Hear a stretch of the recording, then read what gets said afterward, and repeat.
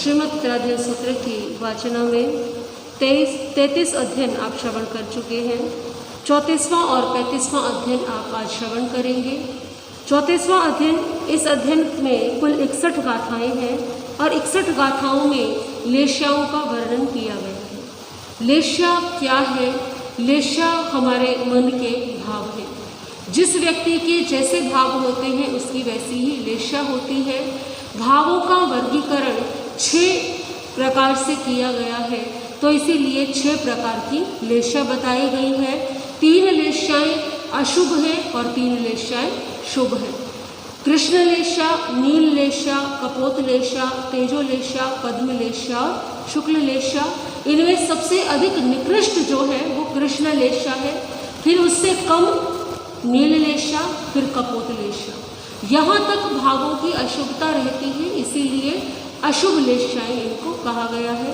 यहाँ से आगे बढ़ने पर तेजो लेश्या, पद्म लेश्या और शुक्ल लेश्या तो धीरे धीरे भाव जो है शुभता की ओर अग्रसर होते हैं।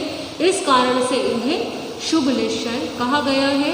इनमें सबसे अधिक निकृष्ट लेश्या है कृष्ण लेश्या और सबसे अधिक शुभ लेश्या है शुक्ल लेश्या। तो साधक को ये विचार करना चाहिए कि उसके मन में कभी भी अशुभ लेश्याएं नहीं आए और शुभ लेश्याओं का पालन करते हुए, शुभ लेश्याओं को चित्त में धारण करते हुए तेजस लेश्या से पद्म लेश्या और पद्म लेश्या से शुक्ल लेश्या की ओर बढ़ने का प्रयास रहे। इन 6 लेश्याओं के अनुसार ही जो है हमारे आगामी गति का बंध होता है। इनके अनुसार ही हमें आगे का भव मिलता है।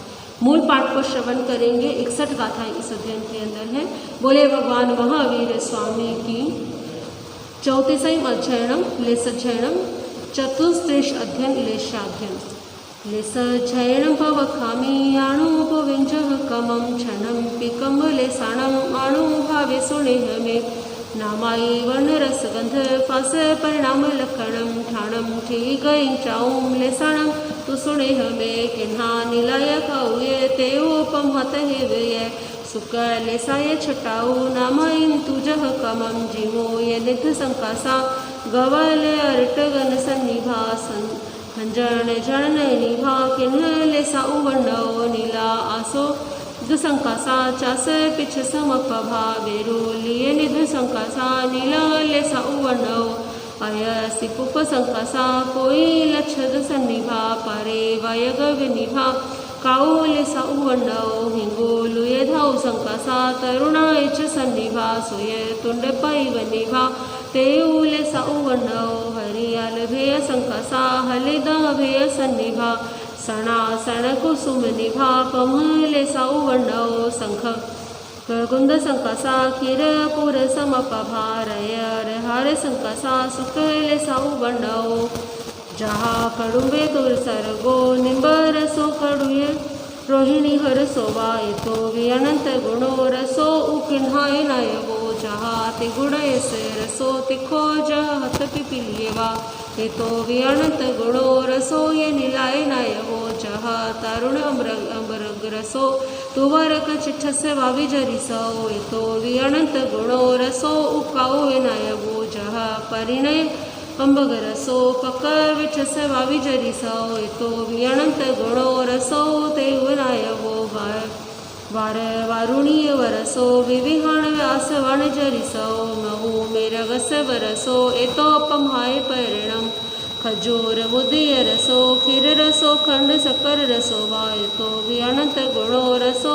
सुकय नायवो जहा गुमड़स गंधो सुग सुण गमड़स वा जहा अहिमड़स तो भी अनंत गुणो लेसाणम अपसंथानम जहा सुरहि कुसुम गंधो गंध वासाण पिसमाणाणम में तो भी अनंत गुणो पसत लेसाण तिन्हंपी जहा कर गय सपासो गोजे भाई व साग पताणम में तो भी अनंत गुणो लेसाणम अपसथाणम जहा बुरस वफासो नवणीय सव सिरी सकुसुमाणम में तो भी अनंत गुणो पसथ लेसाण तिन्हंपी तिवि हो वनवि हो वा सता विसई विहेकसियो वा दुसो तेयलो वा लेसाणम होई परिणामो पंचा सव पगतो तिंग अबुतो छौ छंसो अविरोयति वारंभ परिणयो सुदो साहसियो नरो निधंद सपरिणामो निसंसो अज इंद्रियो एय जोग समाउतो किन्हले संतु परिणमे ईसा अमरिस अधवो अवेज माया अहिरियाय सिद्धिं पौसेटा ये सड़े पमते रस लोलुए साय गवे सये आरंभाओ अविराओ खुदो साहसियो नरो एय जोग समाउतो निलले संतु परिणमे वंके वंक समायारे नियडले अणुजुए पली उंच गोगिये मिछ दिठी अणारिये उपालग दुटवाइये तेणे याविये मच्छरी एय जोग समाउतो काउले संतु परिणमे निया वित्तीय चवले अमाई अकूले विनेय विनेय दत्ते जोगवम उबहाणवम प्रिय धमे दड़ धमे वज्रभिरुहे सये एय जोग समाउतो ते ओल संतु परिणमे पयाणुकोह मणे माया लोभे पैनुए पसंत चित्ते दंतपा जोगवम उबहाणवम तहा पयणुवाइये उब संतेचे इंद्रिये एय जोग समाउते पन्हले संतु परिणमे अटर उदाणी बचता धम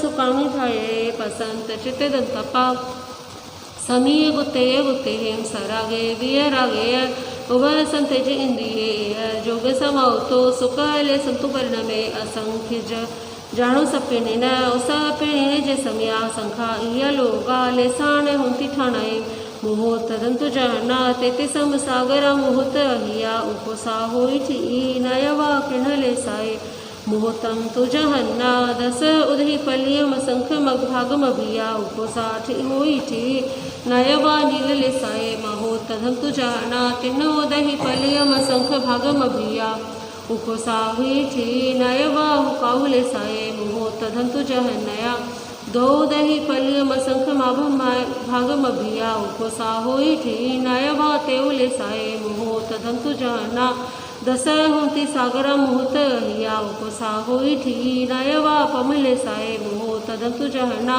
तेते सम सागरा मुहूर्त अहिया उपोसा होई थी नयवा सुकले साए ऐसा खलुले साण मोहे न थी उवर्णिया होई चौसो विगई सुए तो लेसाण थी तू ओछा में दस वास सह साई काऊ थी जहनिया होई तेनो दही पलियो वम असंख भागम च उपोसा तेनो दही पलिये मसंख भागा जहनेन नीलठी दस उदही पलियो वम असंख भागम च उपोसा दस उदही पलिये मसंख भागम जहनिया होई तेते ससागराय उपोसा होई कि हिनाय ऐसा निरयाणम लेसाणम थी वर्णिया होई तेन परम गोछामी तेरी मनुसान देवाणम अंतो मोहदम धम्म लेसान थी जही जही जाओ तेरी याणम नराणम वा वजिता केवलम लेसम मुहूर्त दंतु जहना उकोसा होई कुब कोड़ियो न वही वरी से हियोना नायवा सुख ले साए ऐसा तिरिय नराणम लेसान ठीयु वर्णिया होई तेना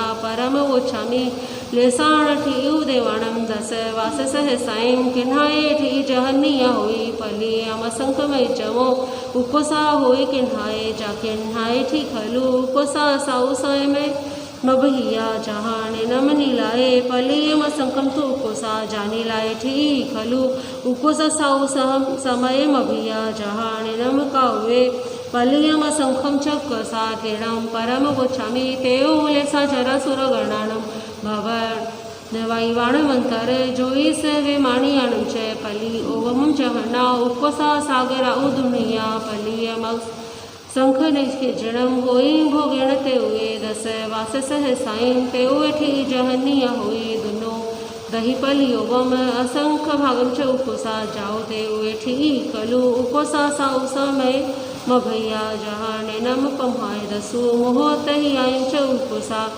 जापा म्हाय ठी कलु उपोसा साउ समय मभैया जहाने नम सुखाए तेतीस मुहूर्त मभैया किन्हा नीला का उतनी भी एओ अमले साओ एया ही तिहि विजीवो दुघई उव जय बहुसो तेऊ कमह सुका तेनी भी एओ धमले साओ एया ही तिहि विजीवो सुगई उव जय बहुसो लेसाहि सवाहि पड़ में सम यही परिणय तो नवी कसदी उगवाओ परे भावे अति जीवस लेसाहि सवाहि चर में समय में परिणय तो नवे कसवे उवाओ परे भावे अति जीवस अंत मुहूर्त मम्मी गए अंत मुहूर्त मम्मी से शेषये चैव लेशाहि परियणाय जीवागच्छन्ति प्रलयं तम्हा एयाणलेशाणं धनुभागे वियाणिया अपरसथाओ वज्रता पसथाओ अहिच्छे जासी की वेमी।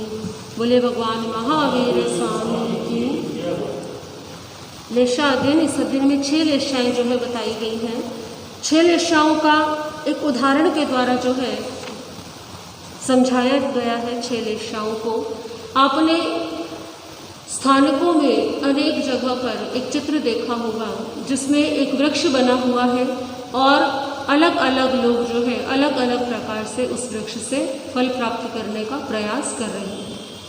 ये दृश्य, ये चित्र, ये हर स्थानक पर, लगभग हर जगह पर दिखाया जाता है। बहुत से लोगों को इसका अर्थ जो है मालूम नहीं होता।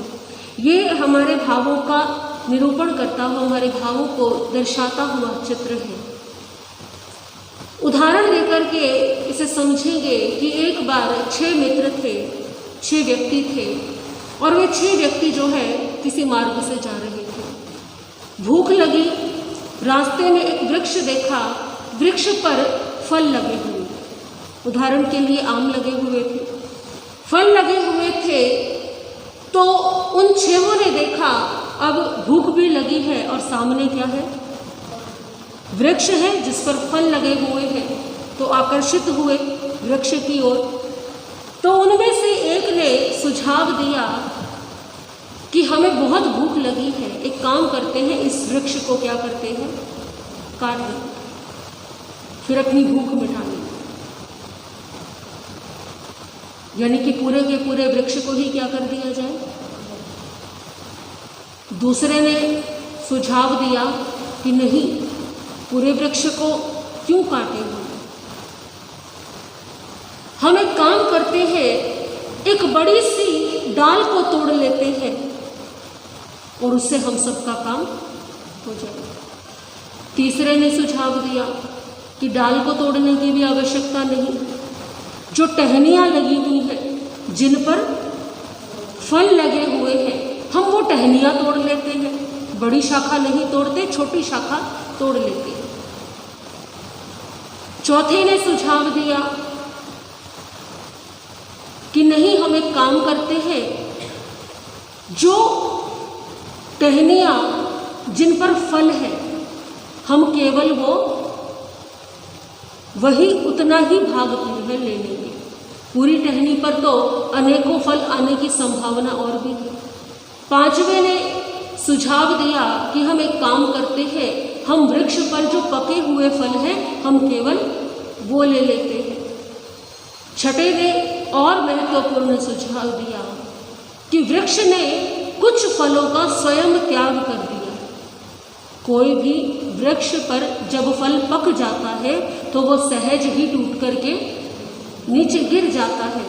तो नीचे बहुत सारे आम गिरे हुए हैं, ये बिल्कुल ठीक है, जो वृक्ष ने स्वयं छोड़ दिए हैं, पके हुए हैं, क्यों ना हम इनको ही ग्रहण कर ले, ना वृक्ष को हानि होगी और हमारा भी पेट भर जाएगा।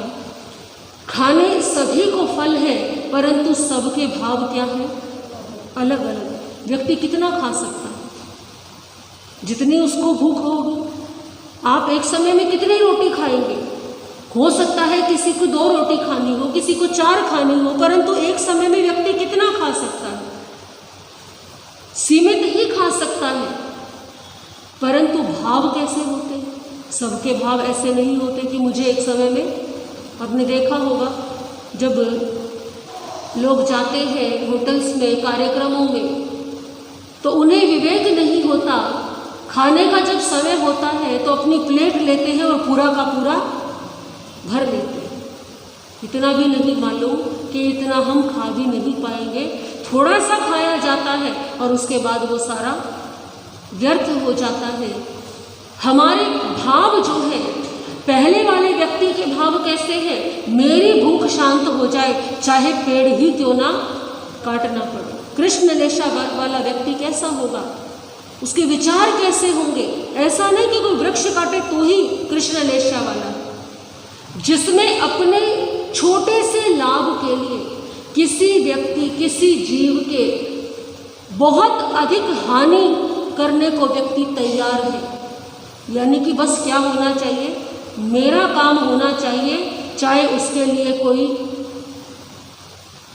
किसी के साथ कुछ भी हो। आपने देखा होगा लोग अपनी तृष्णा में, अपनी वासना में, अपने लालच में न जाने कितने कितने पाप करते चले जाते हैं। कोई विचार ही नहीं होता इस बात का कि किसकी कितनी हानि हो रही है। तो ऐसा जीव जो है, जिसके ऐसे भाव हैं, ऐसे विचार हैं कि केवल मेरा भला हो, चाहे किसी का बुरा हो,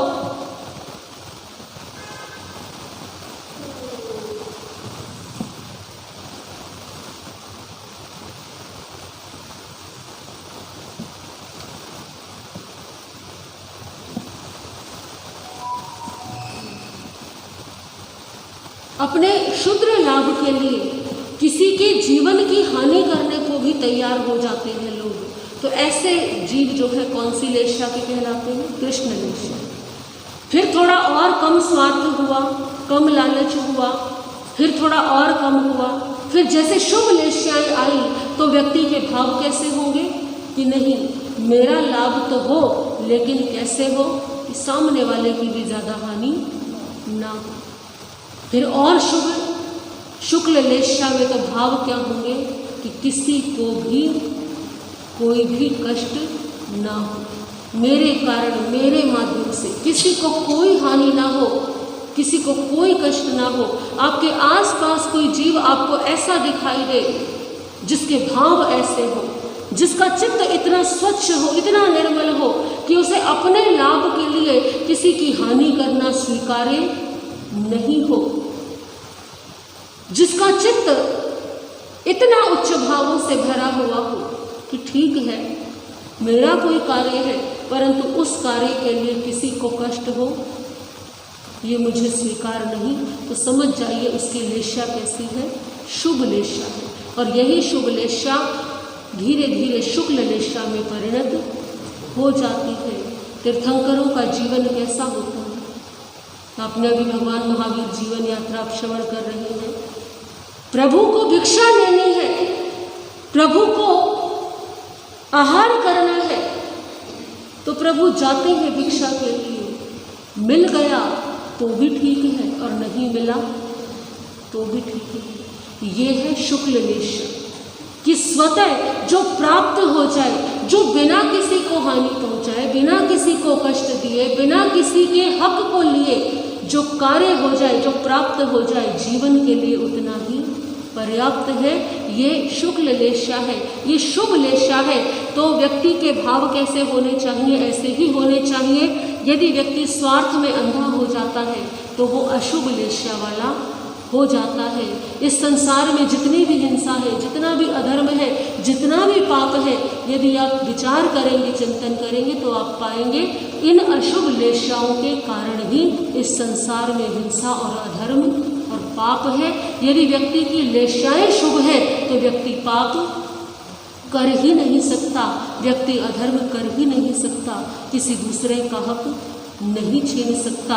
तो इस संसार में शांति का प्रयास करने के लिए, शांति लाने के लिए प्रत्येक व्यक्ति को अपनी लेशा को शुभ रखना चाहिए। जिस व्यक्ति की जैसी लेशा होती है उसी के अनुसार ही आगामी गति का बंद होता है। तो आप सभी यदि चाहते हैं कि आपकी भी आगे आने वाली गति अच्छी हो, शुभ हो, तो लेशाएं कैसी हो?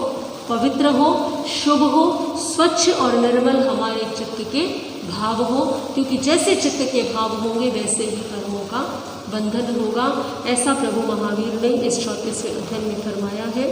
बोले भगवान महावीर स्वामी की। 35वां अध्ययन। इस अध्ययन में कुल 21 गाथाएं हैं। इस अध्ययन का नाम है अणगार मार्ग गति। अणगार मार्ग गति। केवल घर छोड़ने से ही कोई अणगार नहीं हो जाता। अणगार होना एक दीर्घ साधना है। संयम ग्रहण करना तो मात्र एक प्रारंभ है, एक लंबी यात्रा है ये अणगार साधना, जिसके लिए सतत सजग रहना पड़ता है, जागृत रहना पड़ता है। अच्छे बुरे, ऊंच नीच न जाने जीवन में कितने कितने प्रसंग आते हैं, ना जाने कितनी बार ऐसी परिस्थितियां आती हैं जब मन के भाव क्या हो जाते हैं, डावाडोल हो जाते हैं। तो ऐसे प्रसंगों पर चित्त डावाडोल ना हो तो इसके लिए बार बार स्वयं को संभालना पड़ता है। ऐसा नहीं कि कोई व्यक्ति सोचे कि जो साधु साध्वी है इन्होंने तो संसार छोड़ दिया, घर बार छोड़ दिया, अब तो इनका जीवन क्या है, आनंद में। जब तक व्यक्ति इस संसार में है तब तक उसके जीवन से परेशानियां और बाधाएं समाप्त नहीं होती। साधु साध्वी भी समाज में रहते हैं, बहुत सारे जो है उतार चढ़ाव जीवन में आते हैं। कई बार अशुभ कर्म का उदय आता है तो बिना कारण के भी बहुत सारी बातें हो जाती हैं, और कई बार चित्त के भटकाव के कारण भी कुछ जो है उतार चढ़ाव आते हैं। तो साधक प्रतिपल प्रतिक्षण स्वयं को किस प्रकार से जागृत रखे। आप गृहस्थ हैं, आप कह सकते हैं कि हमारे से किसी को लेना देना नहीं है, परंतु साधु साध्वियों का जीवन एक तलवार की धार पर चलने के समान है, क्योंकि प्रतिपल प्रतिक्षण सबके बीच में, समाज के बीच में, संघ के बीच में रहना है। जीवन की छोटी सी कमी भी जो है सभी के लिए चर्चा का विषय बन सकती है। और दूसरी बात क्या है कि देखिए, साधु जो है उसका जीवन श्वेत चादर के समान कहा है कि श्वेत चादर पर कोई जरा सा भी दाग लग जाए तो दूर से ही क्या होता है, दिखाई देता है। तो साधु साध्वी के जीवन में यदि कोई कमी होगी या उतार चढ़ाव आएंगे तो वो दूर से ही लोगों को दिखाई भी देंगे, चर्चा का विषय भी बनेंगे। और संघ में, समाज में हर तरह के व्यक्ति होते हैं। कई जो है श्रावक माता पिता के समान भी होते हैं, जो साधु साध्वियों को संभालते हैं, उनको हित शिक्षा देते हैं। कुछ श्रावक श्राविका भाई बहन के समान होते हैं, जो भाई बहन के समान या मित्रवत व्यवहार करते हैं। और कुछ श्रावक श्राविका जो है वो सौत के समान भी होते हैं, जिनका कार्य केवल और केवल निंदा करना या ईर्ष्या करना भी होता है। तो ऐसे लोग जो है वो जरा सी कोई भी जीवन में कोई कमी आई या कोई भी बात हुई या कोई भी भ्रम हुआ तो भी उसको बढ़ा चढ़ा करके प्रस्तुत कर देते हैं। तो ऐसे अनेकों उतार चढ़ाव जो है साधक के जीवन में आ सकते हैं। अलग अलग क्षेत्रों में विचरण करना होता है। कुछ क्षेत्र परिचित होते हैं, कुछ क्षेत्र नए होते हैं। तो नए क्षेत्र में जाने पर नए लोगों से मिलना और न जाने उनका व्यवहार कैसा हो, उनके विचार कैसे हो। कई बार अन्य संप्रदायों के लोग भी जो है वो साधु साध्वियों के लिए बाधाएं उत्पन्न कर देते हैं। तो साधक का जीवन जो है इतना सरल नहीं है, अनेक प्रकार के परिचय जो है सहन करने पड़ते हैं। अणगार मार्ग पर गति के लिए, चलने के लिए साधक को स्थूल क्रियाकांडों पर ही नहीं बल्कि इसके साथ साथ सूक्ष्म बातों का भी ध्यान रखना पड़ता है। बाह्य क्रिया का, संयम का पालन तो करना ही है, परंतु उसके साथ साथ अपने चित्त को भी नियंत्रण में रखना पड़ता है। बाहर के संग से मुक्त होना आसान है, परंतु भीतर से निसंग होना अत्यंत कठिन है। भीतर से असंग तभी हुआ जा सकता है जब साधक अपने रागात्मक और द्वेषात्मक सभी बंधनों को तोड़ दे। तो साधक विचरण करे अपने जीवन में, अंगार मार्ग पर बढ़े, कम से कम जो है अपने जीवन में राग रखे और द्वेष रखे। प्रयास करे कि राग और द्वेष क्या हो जाए, समाप्त ही हो जाए। जीवन मरण की चाह से मुक्त होकर के, सम्मान की इच्छा न रखते हुए और निंदा के भय से मुक्त होकर के साधक जो है अपने मुक्ति मार्ग पर अपने कदम बढ़ाए। क्योंकि ये जीवन है, प्रभु महावीर को भी साधना मार्ग पर बढ़ते हुए न जाने कितने कितने आरोपों का सामना करना पड़ा। प्रभु को चोर तक जो है कितनी बार चोर समझ करके बंदी बना लिया गया था, जबकि प्रभु महावीर ने तो कभी वो कार्य किए भी नहीं थे। अनेक प्रकार से जो है उनको प्रताड़ना भी देने का प्रयास किया गया, परंतु प्रभु अपने मन में, अपने चित्त में स्थिर रहे, संयम में स्थिर रहे, उनके भाव दृढ़ रहे। तो साधक ऐसा उदाहरण अपने समक्ष रखे और अपने भावों को सदैव स्थिर रखे। जो साधक ऐसा करता है वही अणगार मार्ग पर अपने कदम जो है आगे बढ़ा सकता है। क्योंकि यदि राग और द्वेष आ जाएगा, यदि बार बार चित्त डामाडोल होता रहेगा तो फिर साधक क्या होगा, लड़खड़ा जाएगा, गिरने की संभावना भी है। तो 21 गाथाओं में प्रभु ने शिक्षा दी है अणगार को अपने मार्ग पर कदम बढ़ाने की। मूल पाठ का श्रवण करेंगे। बोले भगवान महावीर स्वामी की। पणतिसैवम अध्ययनम अणगार मग गई। पंचत्रिंश अध्ययन अणगार मार्ग गति। सोणे हवेग गमणा मगम बुद्धि देसियम जमायरंतो भिक्खो दुखानंत करो भवे गिहा वासम परिचज पजमस्यो मोणे इमे संगे वियाने जा जेहिंस जनिदंति मानवा थये वहिंसम अलियम चोजम अभव सेवनम इच्छा कामम तम लोभम च संजो परिवजय मनोहरम चित्तहरम मल्लधुवेण वासियम सकवाणम पंडुरोयम मनसा विनपथये इंद्रियाणियो भुक्षुसे तारी समी उवसये दुःखराय निर्वारेयो कामराग विवढणे सुसाणे सुन्नगारे वा रुख मूले वा एगो पैरिके परकडे वा वासं तथ भिरोये फासो यमी अणावाहे इथिहिम अणभिदुए तथ संकप्पये वासं विखो परम संजय न सयं गिहाय कुचानेव अन्निहिकारये गिहा कमसमारंभे भूयाणं दिसैवहो तसाणं थावरणं च सुभो वायराणीये तम्हा गिहर समारंभं संजो परिवजये तहेव भतपाणेषु पयण पयावणेषु ये पाण भूयण दैठाये न पयावये जल धनिसिया जीवा पुडवी कठनिसिया हमती भतपाणेषु तम्हा भिक्षुन पाये विसपे सव उघारे बहो पाण विनाशने नती जोई सविसते तम्हा जोई न दिवये हिरणं जाय रूपं च मनसा विनपथये समलठु कुंचणे भिक्खु वेरे कायवक्ये किनंतो कयो होय विकीर्ण तयवायो कय विकेयमि वटंतो भिक्खो न भवै तारिसो भिक्ख एवं न केवं भिक्षुणा भिक्खवतेना कया विकव महादोषो भिखावती सहवः समो याणमुच्छमेसिजा जहा सुतमनिंदियं लाभा लाभमि सुतठे पिंडवायं चरे मुनि अलोले नरसे गिधे जिभादन्ते अमुचिये नर सठाय भुंजिजा जवठाय महामुनि अचणं रयणं ते वंदनं पूयणं तः इति सकार समाणं मनसा विनपथये सुख झाणजी आयजा आणि अकिंचने गोसठाय भिरेजा जाले जावे काल सपजो निजो येवण आहारम काले धमे उवठिये जही येवण माणूस होते पहो दुखे विमुचे निममो निरहंकारो वियारागो अणसवो संपत्तो केवलम नाणम सासयम परिनिभोएति बेमी। बोले भगवान महावीर स्वामी की। श्रीमद् उत्तराध्ययन सूत्र के 35 अध्ययनों की वाचना आज पूर्ण हुई। आज की श्रीमद् उत्तराध्ययन सूत्र की वाचना यहीं तक। कल भगवान महावीर का निर्वाण कल्याणक मनाते हुए निर्वाण सूत्र का समापन कल प्रातःकाल 8 बजे किया जाएगा, जिसमें 36वां अध्ययन जो कि शेष रहता है। इस अध्ययन में 268 गाथाएं हैं। इस अध्ययन की वाचना को खड़े होकर के ही पढ़ा जाता है और खड़े होकर के ही सुना जाता है। तो आज सभी कल प्रातःकाल 8 बजे आगम के समापन के लिए सभी अधिक से अधिक संख्या में आए। प्रभु की वाणी के इस अंतिम अध्ययन को सुनने का बहुत महान फल होता है, महान कर्मों की निर्जरा होती है। और इसके साथ साथ गौतम स्वामी के विज्ञान दिवस भी कल मनाया जाएगा।